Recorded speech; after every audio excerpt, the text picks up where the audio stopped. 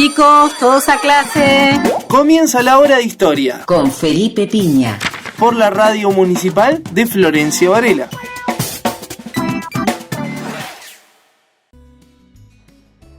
Arrancamos como cada jueves un nuevo programa de la hora de historia.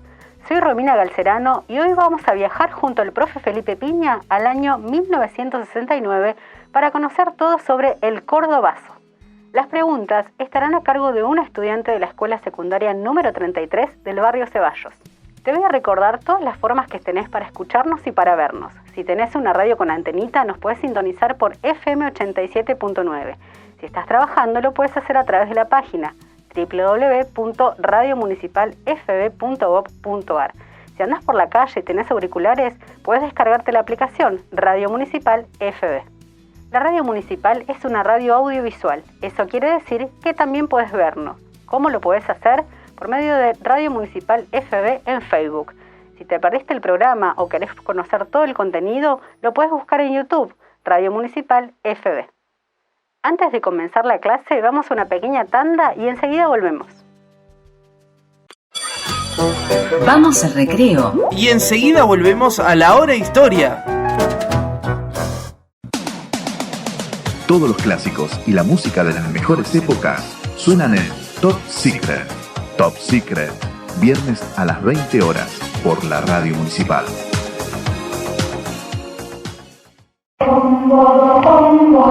Unidos por la música. El programa de las orquestas y coros infanto-juveniles de Florencio Varela. Todos los martes de 19 a 20.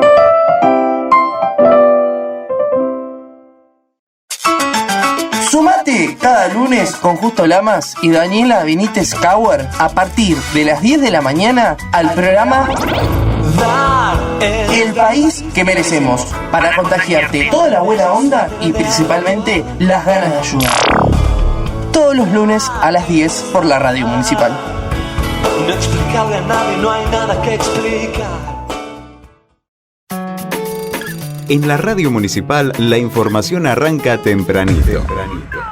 Con noticias locales, el estado del tránsito, la mejor música y todo lo que necesitas saber lo escuchás en Mañanas Activas. De lunes a viernes de 8 a 10 a.m. por la Radio Municipal.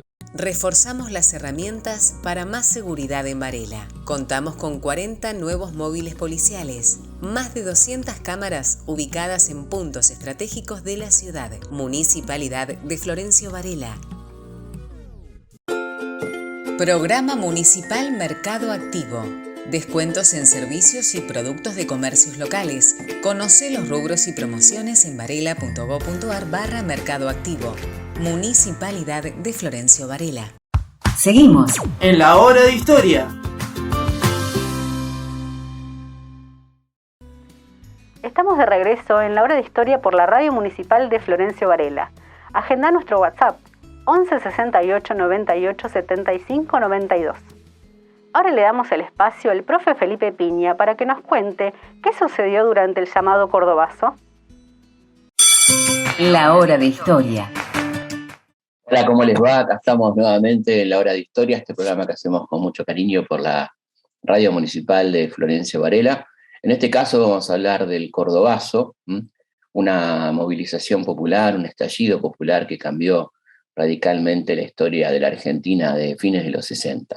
Vamos a comenzar poniéndonos un poco en contexto, ¿no? ¿Qué pasaba en esos años en la Argentina? Recordemos que el 28 de junio de 1966 se producía el golpe cívico-militar que derrocaba al presidente radical Arturo Illia, un presidente que había tenido obviamente un problema de origen, había sido electo sin la participación del peronismo, pero que durante su gobierno intentó hacerle algunas cuestiones para solucionar este tema, y ya para 1965 había una bancada peronista importante de más de 50 diputados, y había hecho algunas cosas interesantes como, por ejemplo, la ley de medicamentos, una ley que beneficiaba a los consumidores y perjudicaba a los grandes laboratorios, había anulado los contratos que había firmado Frondizi, bueno, una cantidad de cosas que lo ponían en la mira de los sectores de poder, y este es un poco lo que va a motorizar el golpe, además de la existencia de este bloque peronista y la proximidad de las elecciones, que probablemente las pudiera ganar el peronismo. Todo esto moviliza a los sectores más conservadores de la sociedad y del ejército, y se produce entonces el golpe de Estado de 1966, un golpe muy represivo, un golpe que rápidamente ataca el salario de los trabajadores, con un congelamiento de salarios, una liberación de precios, una devaluación, y eso, bueno, va a ir provocando cierta agitación gremial controlada momentáneamente, pero ya para 1967 aparecen los primeros problemas sindicales, con una CGT que se va a dividir, ¿no? Una CGT colaboracionista, encabezada por Augusto Timoteo Bandor, de la UOM, una CGT que está negociando con el gobierno, con las patronales, incluso se le llamó el participacionismo, que tenía dos acepciones, ¿no? Por un lado, el participar en negociaciones con el gobierno, y participar en el sentido de recibir alguna coima o algún beneficio por parte de las grandes empresas. Y por otra parte, la CGT de los argentinos, que se funda justamente un 1 de mayo de 1968, que nuclea los gremios combativos, aquellos gremios que no están de acuerdo con Bandor o con negociar con la dictadura, y que van a llevar adelante movilizaciones, paros, etcétera, y que van a ser un núcleo muy importante de resistencia a la dictadura de Onganía, que tenía, por supuesto, el respaldo de la sociedad rural, de los grandes grupos económicos, de la prensa, de la iglesia, ¿no? Incluso él empezaba a creer que podía estar en el poder como Franco, ¿no? Soñaba con estar en el poder hasta el año 2000, ¿no? Fíjense ustedes, ¿no? Una dictadura de unos 40 años, 30 y pico de años. Pero el 15 de mayo de 1969 empezó a cambiar todo, cuando la policía reprimió violentamente en Corrientes una manifestación de estudiantes que luchaban por el comedor estudiantil y por la represión en las universidades, y ahí muere el estudiante de medicina Juan José Cabral. Después de esto comienza a producirse la solidaridad del movimiento estudiantil y obrero en todo el país, y en Rosario se movilizan para repudiar el crimen, el crimen de Cabral, se enfrentan con las policías, y uno de los uniformados, el oficial Juan Agustín Lescano, dispara su arma contra Adolfo Bello, de 22 años, ¿no? Bueno, el hecho produjo una enorme indignación por parte de los rosarinos, que se manifiestan masivamente en una marcha del silencio. El 21 de mayo la policía volvió a reprimir una de estas movilizaciones y provoca una nueva muerte, la del joven aprendiz metalúrgico de 15 años, Luis Norberto Blanco, ¿no? Bueno, esto lleva a la explosión social que se conoció con el nombre del Rosariazo, que fue previa al Cordobazo, la semana del 20, donde la gente toma gran parte del centro de Rosario, quemando elementos, automóviles, etcétera, para protegerse de los gases lacrimógenos, y bueno, era como un claro síntoma de lo que estaba pasando a nivel nacional, ¿no? O sea, que ese sueño de tranquilidad y de prosperidad que planteaba Onganía no tenía nada que ver con lo que estaba pasando a nivel real. Estas noticias tienen repercusión en Córdoba, donde había una histórica relación entre estudiantes y obreros, porque muchos de los estudiantes eran obreros y viceversa. La Universidad de Córdoba es una de las universidades más importantes de América Latina, que nuclea muchísimas facultades donde vienen a estudiar estudiantes de distintos países, también de todo el país, y muchos de ellos trabajaban en las fábricas metalúrgicas del cordón industrial de Córdoba, de manera tal que ahí había una fuerte vinculación entre el movimiento obrero y el movimiento estudiantil, ¿no? Ahí comienzan a haber asambleas en repudio de las muertes de Corrientes y las muertes de Rosario. Se plantea alguna forma de protesta y solidaridad, porque además había situaciones muy particulares que se daban en Córdoba, como por ejemplo la quita del sábado inglés, es decir, obligar a los trabajadores de las fábricas metalúrgicas a trabajar un día más sin que se les pagara extra, ¿no? Como si no existiera el descanso del sábado. Además del descontento de los estudiantes con la enseñanza ultraconservadora que se estaba planteando en ese momento en Córdoba, que había llegado, por ejemplo, a reimplantar la educación católica obligatoria en las escuelas, ¿no? Bueno, todo esto hace que comienzan las reuniones, por un lado los estudiantes, por otro lado los trabajadores de las dos CGT cordobesas, que tenían esta misma división, digamos, entre progresistas y más conservadores. Bueno, por supuesto los gremios del ESMATA, de Elpidio Torres, entre René Salamanca, la UTA de Atilio López, y por supuesto Luz y Fuerza de Agustín Tosco, ¿no? Todos dirigentes muy comprometidos con su gremio, muy queridos por la gente, que plantean un paro activo con movilización, un paro por 37 horas, y eligen un día muy particular, que es el día del aniversario del Día del Ejército, que es el día 29 de mayo, ¿no?, de 1969. Bueno, se discuten las formas de acción, y hay algo muy interesante que diferencia claramente al Mayo francés del Cordobazo, ¿no? El Mayo francés fue esencialmente una movilización estudiantil con apoyo obrero, y el Cordobazo es una movilización obrera con fuerte apoyo estudiantil, ¿no? O sea, la vanguardia y la decisión de esta gran protesta popular del pueblo de Córdoba estaba encabezada por los trabajadores, ¿no? Ese es un detalle no menor. Y bueno, se decide entonces marchar hacia el centro de Córdoba.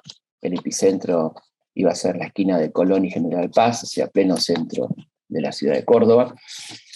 Bueno, y ahí Agustín Tosco decía, criticando a la corriente participacionista de la que hablábamos antes, ¿no?, al bandorismo puntualmente: no queremos participar del hambre, no queremos participar de la represión, no queremos participar de la dictadura, no queremos participar de los marginamientos, no queremos participar de todos los planes y programas que inventa el régimen para mantenernos sometidos.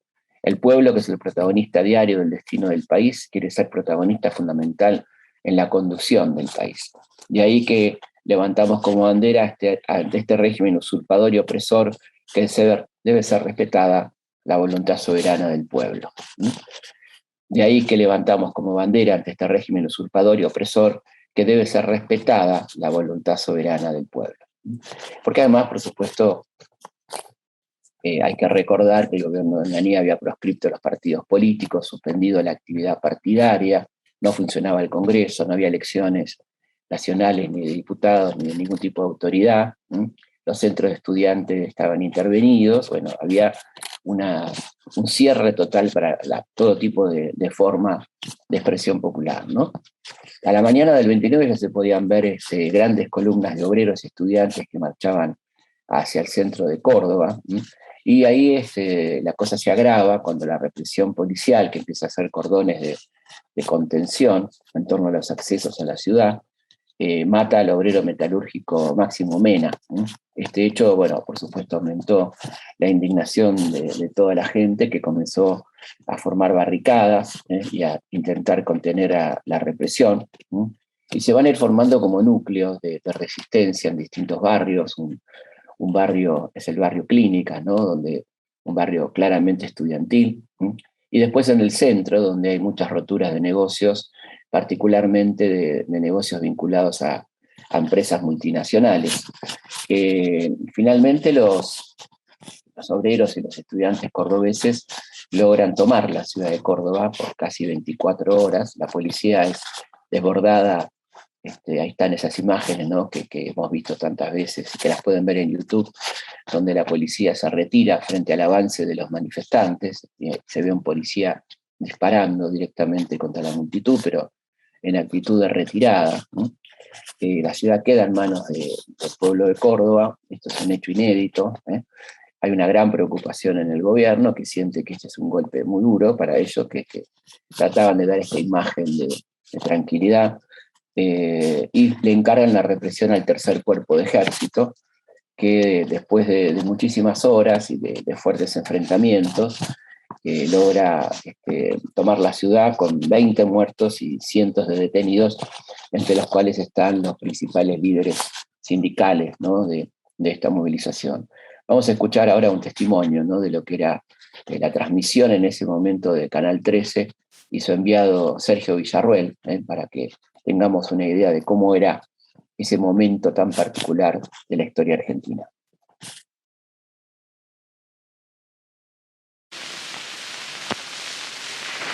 escena reiterada en las calles de Córdoba, en la mañana del viernes. Escena y sonidos reiterados.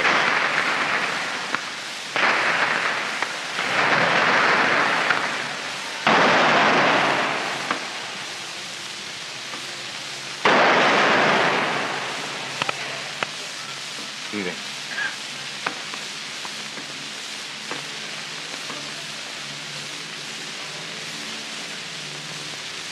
Este episodio se repite con intervalos de muy pocos minutos desde esta mañana, desde que despuntara el alba.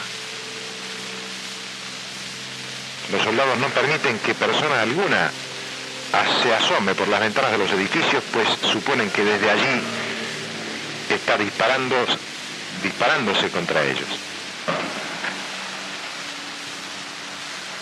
Son las 11 de la mañana del viernes 30 de mayo, en pleno centro de la ciudad de Córdoba. Segundo día del paro dispuesto por la CGT de Córdoba en sus dos filiales. Bueno, fue un hecho con una enorme repercusión a nivel nacional, hubo movilizaciones de solidaridad, se esperaba algún tipo de reacción de parte de la conducción sequetista participacionista, y no la hubo, en absoluto, hubo un profundo silencio, pero el dictador Onganía estaba noqueado, ¿no? Y comenzaba a tambalear claramente y intentaba echarle la culpa a la subversión. Decía en sus declaraciones: cuando en paz y optimismo la República marchaba hacia sus mejores realizaciones, la subversión en la emboscada preparaba su golpe.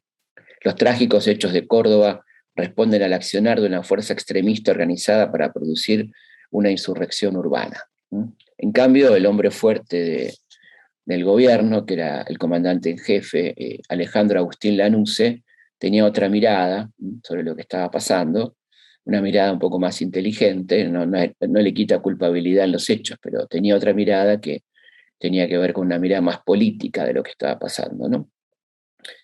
Por lo que pude ver y escuchar, así como por lo que vieron y escucharon los jefes y oficiales de la guarnición, puedo decirle que fue la población de Córdoba, en forma activa o pasiva, la que demostró que estaba en contra del gobierno nacional en general y del gobierno provincial en particular. Perón desde el exilio saludó calurosamente la movilización, y este cordobazo fue el inicio de una serie de movilizaciones populares que van a tener su contraparte en el mendozazo, el rocazo, el tucumanazo, el segundo rosariazo y el segundo cordobazo, ¿no? En 1971, cuando el gobernador de facto José Camilo Uriburu dijo que le gustaría que la oposición tuviera una sola cabeza como una víbora para cortársela. El pueblo cordobés le respondió con una pueblada mucho más violenta que la de 1969, a la que en homenaje a su inspirador, el gobernador Uriburu, llamaron el víborazo, ¿no? El víborazo fue realmente durísimo, y así como el cordobazo le va a costar el puesto a empezar a costarle el puesto a Onganía, el víborazo después le va a costar el puesto a Levingston, el segundo, ¿no? En esta saga de la llamada Revolución Argentina, ¿no? Lo que evidentemente se veía, que comenzaba a evidenciarse en las fábricas, en las facultades, era el enorme descontento contra aquel gobierno casi medieval, con la censura, con la prohibición de los besos en público, con una moral medieval, con muchos negocios, ¿no? Muchos personajes de este gobierno que estaban implicados en negocios, el canciller Costa Méndez, bueno, mucha gente que hacía sus negocios a costa del Estado, el propio ministro de Economía, Adalbert Krieger Bacena, un hombre que al asumir el ministerio estaba en el directorio de más de 20 empresas, lo que en cualquier lugar del mundo hubiera sido incompatible con el desempeño de un funcionario público. Bueno, acá llegó al poder para hacer grandes negocios también, ¿no? Por lo que quiero decir es que no era solamente un gobierno represivo, sino que también era un gobierno corrupto, ¿no? Se suele asociar a Onganía cierta pulcritud, lo cual por supuesto no corresponde en lo más mínimo con la realidad, ¿no? Este cordobazo fue un momento, como dije, determinante de la historia argentina. Hubo un antes y después del Cordobazo, de ese año 1969, bisagra, donde estaban ya produciéndose cosas muy interesantes a nivel social, ¿no? Mucha movilización estudiantil, mucha movilización en el arte, el Instituto de Itela, el rock, ¿no? Que estaba ya teniendo 3 años de existencia, rock nacional, con la modalidad que la conocemos hoy, con grupos que tenían una actitud muy frontal contra la dictadura, ¿no? Como Pedro y Pablo, que habían escrito La Marcha de la Bronca, ¿no? Manal, bueno, muchos de los grupos, de los grandes grupos de rock que ya sonaban y que tenían en sus letras una clara referencia a lo que estaba pasando. Manal tiene, por ejemplo, Pedro y Pablo tienen una canción sobre apremios ilegales, ¿no? Que habla de la tortura, que era una práctica corriente y cotidiana del régimen de Onganía, ¿no? Bueno, y todo esto era obviamente un caldo de cultivo que manifestaba, por un lado, el gran disconformismo de la gente para con el régimen, y por otro lado, el hartazgo de vivir en un momento tan hermoso y explosivo de la humanidad, como era la renovación del arte, de la música, etcétera, constreñido por una mentalidad dictatorial que no nos dejaba ver películas, que no nos dejaba escuchar música, que no nos dejaba escuchar lo que queríamos, o leer los libros que queríamos, o leer los periódicos que queríamos, ¿no? Por una ridiculez que sonaba a cosa medieval. Todo eso es lo que va a hacer eclosión y que va a ir llevando a la dictadura a su agotamiento y a la convocatoria final de elecciones para el 11 de marzo de 1973. Pero para eso, claramente el Cordobazo fue un puntapié inicial y un momento de quiebre de esa dictadura que planeaba eternizarse. De todas maneras estuvo en el poder 7 largos años, ¿no? Esa llamada Revolución Argentina que va de 1966 a 1973. Vamos a pasar a las preguntas. La hora de historia. Como ustedes saben, hacemos este programa con la colaboración siempre de alguna escuela, de algún colegio de la zona, en este caso la Escuela de Educación Secundaria número 33 de Florencio Varela. Los participantes fueron Gisela Patrolongo y, entre otros, y el profesor Juan Villalba. ¿Por qué había tantas dictaduras y poca estabilidad política? Bueno, era un momento de mucha convulsión, donde el gran problema para el poder era el peronismo y la emergencia de los movimientos revolucionarios. Entonces consideraban que la única forma de controlar a la población, a los jóvenes, a los rebeldes, por decirlo así, era un gobierno dictatorial armado que metiera miedo, que torturara, que secuestrara, que matara, porque hubo también muertos en esta historia, como los fusilados de Trelew, por ejemplo. Entonces, yo creo que ese es uno de los motivos de esa inestabilidad, ¿no?, que se da, y esta recurrencia a la dictadura. Fíjate que de 1955 a 1973 tenemos ahí tres golpes de Estado, ¿no? El del 55, el del 62 y el del 66, ¿no? Y una breve etapa democrática después, y después otra dictadura en el 76. Así que claramente ahí tenés un poco el motivo, nunca la justificación, ¿no?, sino la explicación de por qué pasaba lo que estaba pasando. ¿Qué conflictos había entre los trabajadores y los sindicatos? ¿Qué conflicto había entre trabajadores y los sindicatos? Bueno, como expliqué, había 2 tipos de sindicalismo, ¿no? Un sindicalismo más de base, comprometido, de dirigentes no corruptos, que no negociaban por afuera de los convenios que tenían que negociar, que no se sentaban a hablar con los funcionarios de la dictadura, y por otro lado los sindicalistas más cercanos, que eran los participacionistas, que evidentemente hacían que los trabajadores no se sientan representados por esos dirigentes, y había como un corrimiento hacia estos sindicatos más identificados con la izquierda o con el progresismo, que eran la CGT de los argentinos, la CGT Córdoba, los sindicatos de base, incluso algunos sindicatos por fábrica, como pasaba con el caso de Citrac-Citram en Fiat, ¿no?, que era la fábrica de tractores, ¿no?, de Córdoba, que fue uno de los gremios más combativos también de aquella época. Y por supuesto el caso de Luz y Fuerza con Agustín Tosco, Esmata con René Salamanca, la UTA de Atilio López, etc., ¿no? Así que ese es un poco el motivo de estos conflictos que se daban entre las bases y sus representantes gremiales. Vamos al recreo. Y enseguida volvemos a la hora de historia. Ejecutamos obras estratégicas en Varela. Finalizamos 13 cuadras en hormigón en Tinogasta, Constituyentes y Mármol. Iluminamos toda su extensión. Municipalidad de Florencio Varela. El deporte varelense tiene un solo lugar. Tribuna Varelense. Toda la información deportiva a nivel local, nacional e internacional. La escuchás los martes y viernes a las 14 horas por la Radio Municipal. Impacto musical. Las noticias de tus artistas favoritos, curiosidades y más. Escuchanos todos los viernes de 18 a 19 horas. Toda la movida del trap está en Zona Urbana. Lunes de 19 a 21 horas por la Radio Municipal. Estás escuchando La Hora de Historia. Gracias Felipe Piña por ser parte de la Radio Municipal. Y felicitaciones a la alumna Pratolongo Gisela y al profesor Juan Villalba de la Escuela Secundaria número 33. Recuerden que cada jueves a las 15 horas también participan las escuelas secundarias del programa La Radio en tu Escuela. Si sos docente o directivo y querés participar con tus estudiantes, puedes enviarnos un correo electrónico a laradioentuescuelafb@gmail.com. Como siempre, agradecemos la posibilidad de realizar este programa a la subsecretaria de Prensa y Comunicación, Noelia Piñeiro, y el intendente municipal, Andrés Watson. Los espero el próximo jueves a las 6 de la tarde. Chao. Esto fue todo por hoy. Los esperamos la semana que viene en La Hora de Historia con Felipe Piña por la Radio Municipal.